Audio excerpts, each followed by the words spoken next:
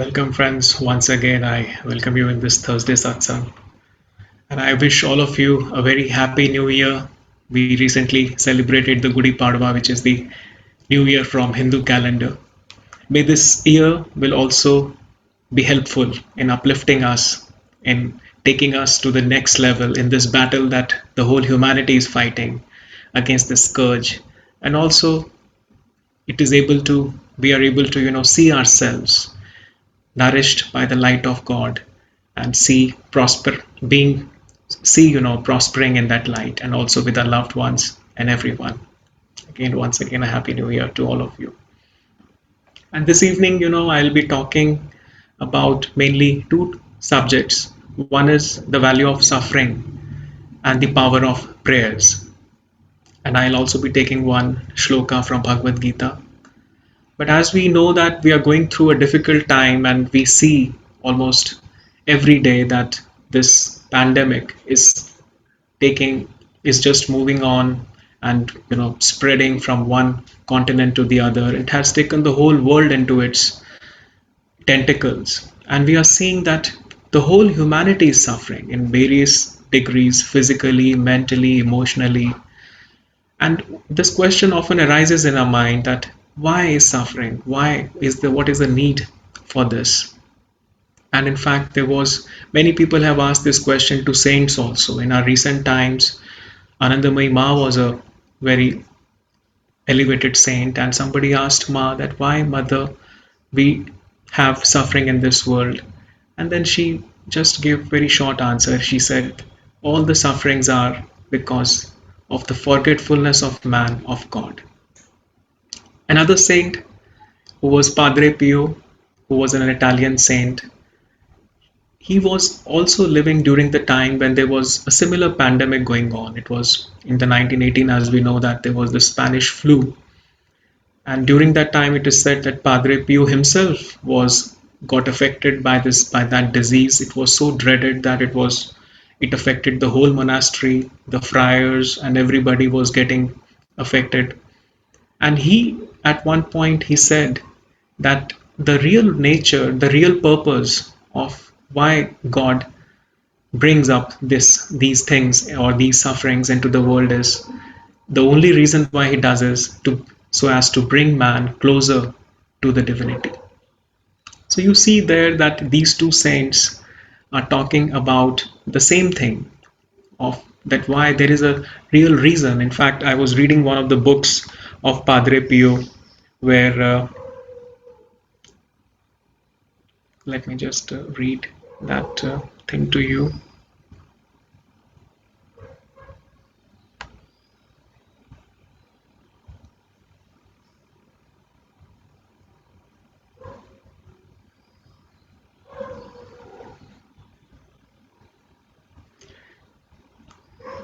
This is one of the books where it is said that Padre Pio was also going through very lot of sufferings, and he said at one point that if humanity could realize the value of suffering, they would ask for nothing else. Now, this statement, if you read once, sometimes you are not able to get the whole meaning of it. And then he says that my sufferings are more precious to me than gold. And similar statements have been given by many saints that all of them, they were kind of wearing their sufferings like a badge on their chest. And how do they see like then one of the saints who was, I think, one of his contemporaries, he said that Padre Pio's sufferings, they were precious to him because he was able to see them in the light of God's will. He saw everything in the light of God's will. And this is exactly what can make the difference between yes, sufferings and changes, everything will come, but whether we have to suffer is always a choice. And that choice depends on with this thinking, or with this perception, that are we seeing everything that is happening in the light of God or not? Because Padre Pio was able to see everything that was happening as a will of God, and he was seeing everything in the light of God. So he was not suffering in those times also, despite. And if you could see what were the things that he had to go through, in this book I read that Padre Pio suffered from a number of prolonged and debilitating illnesses. He was afflicted with severe headaches, dizziness, asthma, intestinal troubles, chest pains, pulmonary infections, back pain, bronchitis, respiratory illnesses, fever, and more. I mean, the list is endless. This is something which is very similar to Swami Kriyananda's case summary. Whenever he used to, I was one of the physicians who had this opportunity to see how was his case summary. And if any doctor would look at it, he would be astonished, like, how is this man surviving with so many illnesses and so much of physical sufferings that he had to go through. And even then, you see, he was always having that blissful smile. He was rather, not only he was blissful, but whenever we used to be in his vicinity, you could feel his bliss. And that is the power of a saint. And that is exactly what Padre Pio also went through, that even when he was having those endless struggles with his body and mind, he could say that I value my sufferings more than the gold. They are very precious to me. And so we do have to, see that what is the thing what that can make us, do and live like those saints. Because for a moment, if we just go back to the same statement which Anandamayi Ma gave, that the only reason why we are suffering is, or the humanity is suffering, because we are living in forgetfulness of God. So just imagine whether a leaf can survive without a tree.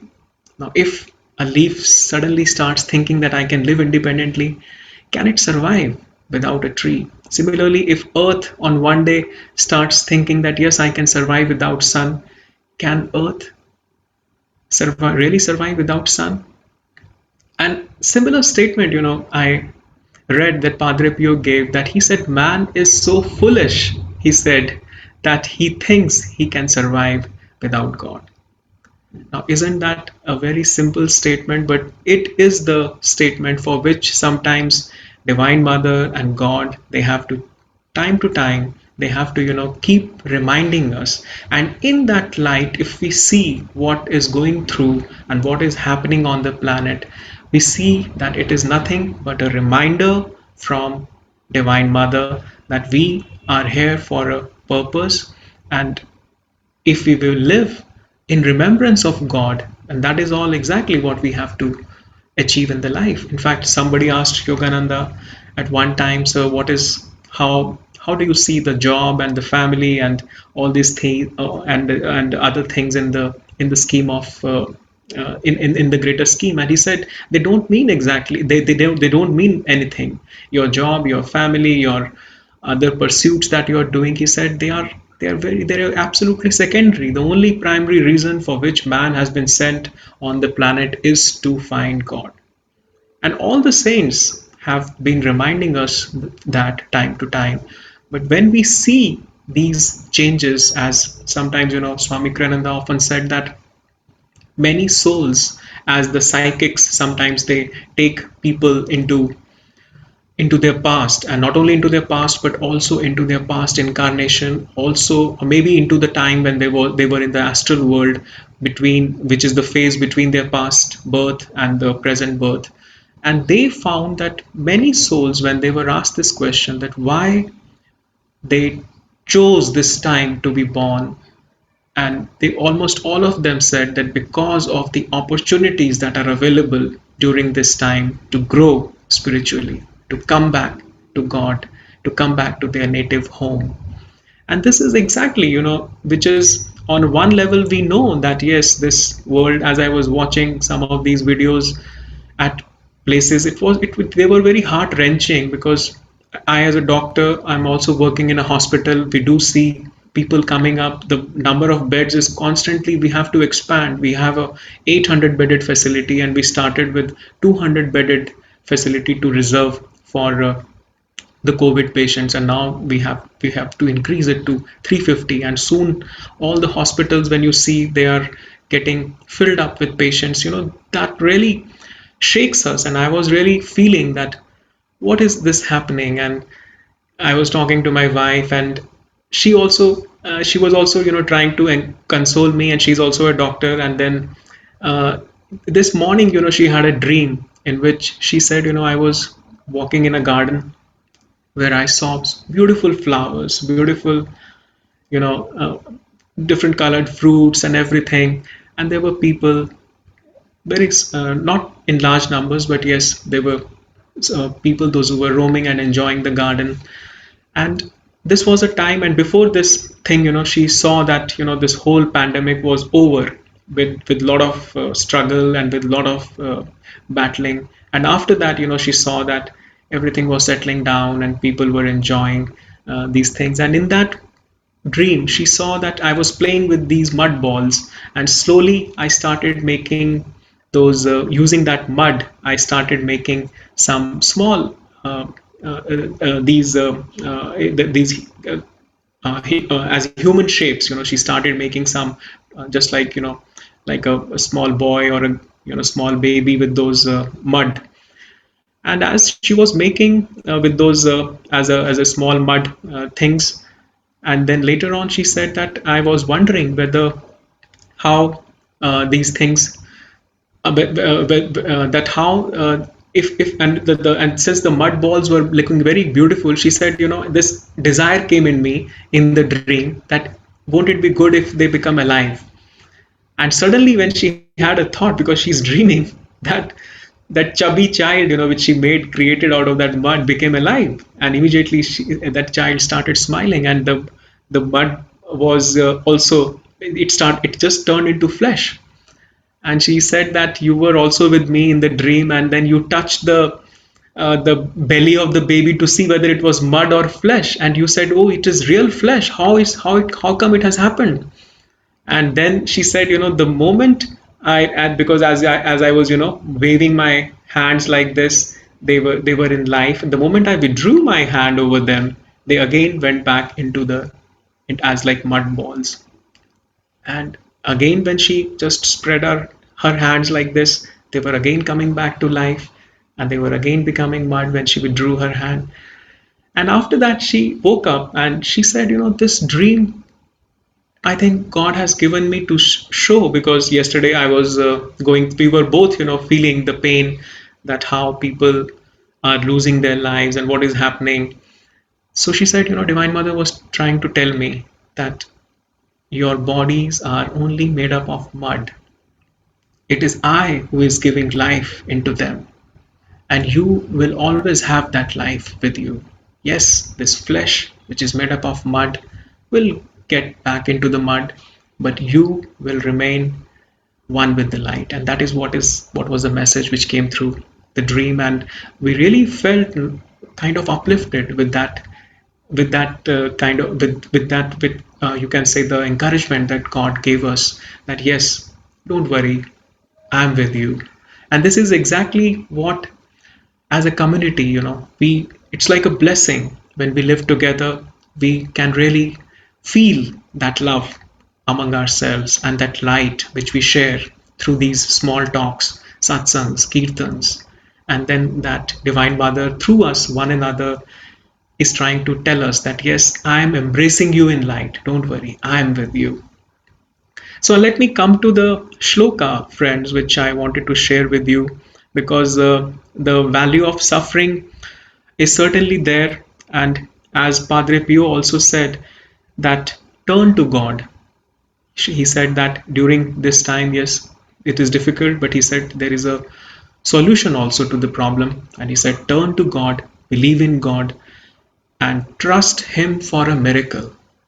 And I'm seeing, friends, miracles happening almost every day, from the power of prayers, and from the power of belongingness, and from the power of support and community. And this is what here one of the greatest saint also is saying that yes, trust in God, believe in him, and not only believe in him but also trust him in miracles. Don't think that this disease has the power to destroy everything. Yes, it has the power, but this power is not stronger than the God himself, who is omnipotent. And I also felt, friends, that in the and before I share that, let me just share the shloka this evening, which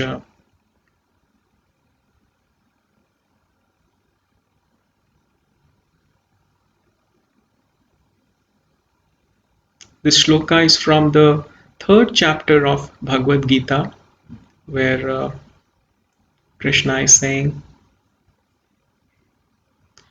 that man, however, succeeds supremely, O Arjuna, who disciplines his senses by an effort of mind, who remains inwardly non attached, and who engages his organs of activity in God reminding activities. So there are three things, if you see in this shloka, the three important key points here, which is that yes, man has to apply an effort of his mind. And then he says non attachment. And third thing is God reminding activities.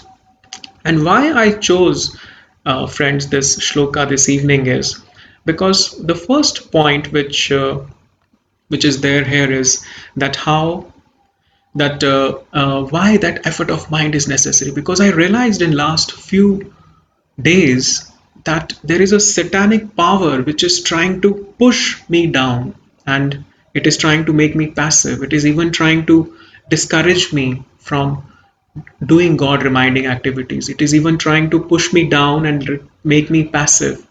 And there is a strong effort of will which is needed to come out of this passivity, because as Ananda Ma once also said that these diseases, she said, are like entities. She said they come and start attacking your body, or they start living in your body, and because they are conscious beings. Even Yogananda also said that these germs are fallen souls, he said, which come from different galaxies, and they come onto the planet and wreak havoc. Sometimes they come as scourges, and sometimes, because of the evolving medical science on the planet, then these souls are also punished because of the drugs and because of the medicines and because of the other technical warfare. So when we see that these entities are not like some non-living things, but they are conscious realities, then we understand that yes, they also have a power over ourselves. And I could feel that power in last few days, which was pushing me down, as if, keeping me down and keeping me passive and trying to, not move on and do the God reminding activities. And I had to apply a lot of willpower, and that is what Krishna is saying here, that with the effort of mind, which is very necessary, you can win this battle and you can succeed in this battle. Yogananda also at one point said that give yourself injections of willpower, he said, injections of willpower and enthusiasm. Now, he used to use always these different languages and nomenclature just to tell us that, yes, those injections also have power which we take. But he said injections of willpower and enthusiasm, and see yourself bathing in light. And he said that light, when you visualize, will have the power to electrocute the germs which are trying to flow in your bloodstream and trying to attack and lodge into different body cavities.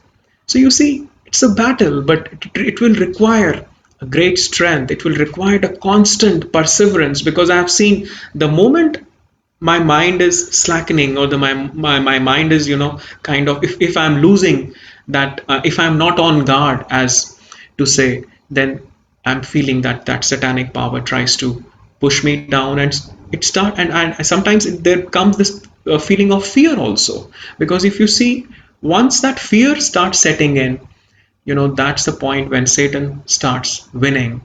But then we don't have to worry, because we are all children of God, and God has given us that power to overcome that satanic power. But we can't do it ourselves. Just like Padre Pio is saying that man is foolish, he said, by thinking that he can live in this world without the power of God. When we unite ourselves with the power of God, with that combined power, we will have that ability to push the satanic power down. The second thing in this shloka, friends, is that non-attachment.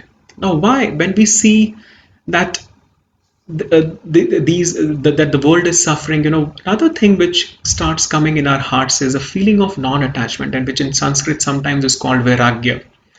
Where when you see that, and vairagya is nothing but to see that this world is temporary, this is all evanescent. We can lose people almost overnight with ones we must have played, or we must have seen. And losing people here, I mean that not losing them altogether, but not able to see them physically here in this world. And then we understand that yes, this world is changing all the time, it is transitory, so why should I get attached to anything? And that non-attachment, friends, saints have said, or vairagya, is the oil, master said, or saint said. And that oil in that lamp is needed, because then only you can put that wick of devotion in that oil. If there is that oil of vairagya, then that wick of devotion, and when you light it up, that devotional wick continues to burn. The more is the vairagya, the more is the wick of devotion. If you it continues to burn, then what comes is the light of wisdom. So if you have the oil of vairagya, and if we have the devotional wick, and that fire of devotion, that lamp will continue to burn longer, and it will spread the light, and that light is the light of wisdom, and we get the understanding, and this wisdom is all what is needed to take ourselves out of this delusion, to understand that yes, this is all a play, all a illusion which is happening, and yes, we can come out of it by the power of God. Another thing, friends, which I wanted to share here is, which as Krishna also is saying, that yes, with these two activities, and God reminding activities, when you have non-attachment, when you apply your effort of mind, you will be able to succeed. So we have many God reminding activities, but one of the key God reminding activities is prayers. And prayers are the are very much needed in today's time. And just let me share with you some of the things which Padre Pio, because he was one of the constant advocates. Anybody who used to come to him, he used to always tell him, pray, hope, and don't worry. That was, in fact, there's a book which I recommend to you, which is available on Amazon, that pray, hope, and don't worry was his constant advice to people, those who were coming to him for help. And what was he saying about the prayer?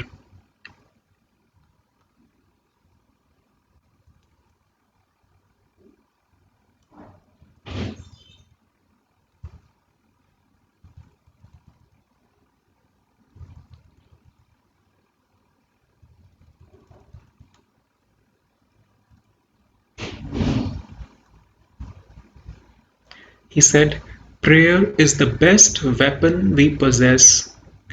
It is the key that unlocks the heart of God. Now, that is what he quoted. The best weapon we possess, he said. And it unlocks the heart. And at another point, he said, because he was an advocate of making prayer groups, and there also these prayer groups were forming around the hospitals, because in fact Padre Pio made a hospital during his lifetime.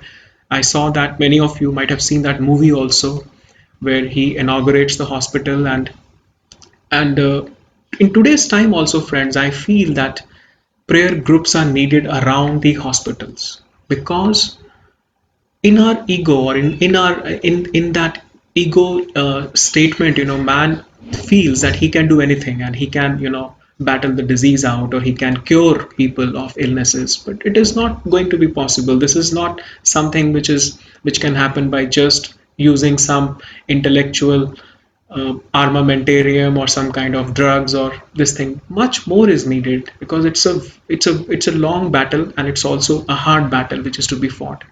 And fortunately, we have an experience of 100 years ago, which was happening during Padre Pio's time.